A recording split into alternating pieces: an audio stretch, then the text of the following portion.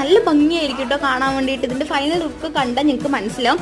ഇത് ഓൾമോസ്റ്റ് എല്ലാവർക്കും അറിയുന്നതായിരിക്കും, first time ഒന്നുമല്ല ഞാൻ ചെയ്യുന്നത്. അതുപോലെ തന്നെ എല്ലാവർക്കും പെട്ടെന്ന് ഈസി ആയിട്ട് അറിയണമായിരിക്കും. നമ്മൾ നൂല് സൂചിയും കൊണ്ട് ഇങ്ങനെ തുന്നി എടുത്തിട്ട് ഒന്ന് വലിച്ചു കൊടുക്കുക, എന്നിട്ട് രണ്ടറ്റവും കൂടെ ജോയിൻറ്റ് ചെയ്ത് വിടുക. ഞാൻ റിബണിൻ്റെ ഒരു ഹെയർ ആക്സസറീസ് ഞാൻ ചെയ്തിട്ടുണ്ടായിരുന്നു. എനിക്ക് തോന്നുന്നു ഒരു ഹെയർ ബണ്ണ് ഞാൻ ചെയ്തിട്ടുണ്ടായിരുന്നു, ശനിയാഴ്ചയാണ് തോന്നുന്നു.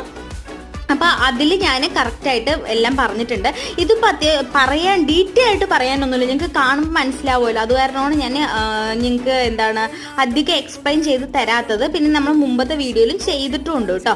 അപ്പോൾ നൂലും സൂചിയും കൂടെ നമ്മളിങ്ങനെ നോർമൽ സ്റ്റിച്ച് ചെയ്തെടുത്തിട്ട് ഒന്ന് വലിച്ച് ഇതാക്കി കൊടുക്കുകയാണ് ചെയ്യണത്. വലിച്ചൊന്ന് റൗണ്ട് ഷേപ്പ് ആക്കിയിട്ട് പിന്നെ രണ്ട് എൻഡും തമ്മിൽ നമ്മൾ ജോയിൻറ്റ് ചെയ്യുകയാണ് ചെയ്യണത്. ഈ ഒരു കസവിൽ തന്നെ ചെയ്യണമെന്നില്ല, നിങ്ങൾക്ക് ഏത് മോഡലിൽ വേണമെങ്കിലും ചെയ്യാം, ഏത് ഡിസൈനിലും ഏത് പാറ്റേണിലുള്ള ക്ലോത്തിൽ വേണമെങ്കിലും ചെയ്യാവുന്നതാണ് കേട്ടോ. അപ്പോൾ കണ്ടില്ലേ, ഇത് ഇത്രയും വലിയൊരു ഫ്ലവർ ആവുമെന്ന് ഞാൻ വിചാരിച്ചില്ല, സത്യമായിട്ട് ഞാൻ വിചാരിച്ചില്ല. ഒരു